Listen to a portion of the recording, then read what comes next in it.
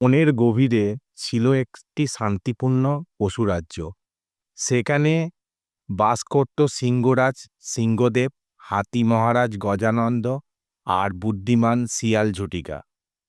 একদিন রাজ্যে হঠাৎ অশান্তি ছড়িয়ে পড়ল। রাজ্যের প্রাচীন গুপ্তধনের মানচিত্র চুরি হয়ে গেছে। এই গুপ্তধন রক্ষা করত পশুরাজ্যের শক্তির ঐক্য।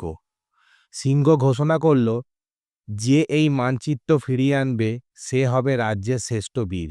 তখনই ঝটিকা শিয়াল এগিয়ে এলো। সঙ্গে নিল তার দুই সাথী, চঞ্চল বানর বান্টু আর সাহসী তোতা টিপু। তারা বেরিয়ে পড়ল উত্তরের পাহাড়ের দিকে, কারণ সন্দেহ ছিল চুরি হয়েছে কুচক্রী ভাল্লুক ভীম।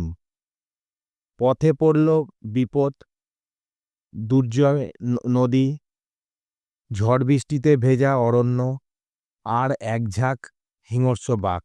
কিন্তু টিপু আকাশ থেকে পথ দেখিয়ে সাহায্য করল, আর বান্টু লতা ব্যবহার করে নদী পার হতে দিল, আর ঝটিকা তার বুদ্ধি দিয়ে বাঘেদের ফাঁকি দিল। শেষমেশ তারা পৌঁছল ভীমের গুহায়। সেখানে এক চতুর ফাঁদ ছিল, কিন্তু ঝটিকা চালাকিতে তা এড়িয়ে তারা মানচিত্র উদ্ধার করল এবং ফিরে এসে তারা সিংহদেবকে মানচিত্র তুলে দিল। সিংহদেব গর্বের সঙ্গে বলল, তোমরা প্রমাণ করেছ সাহস, বুদ্ধি এবং দলবদ্ধতাই সত্যিকারের শক্তি।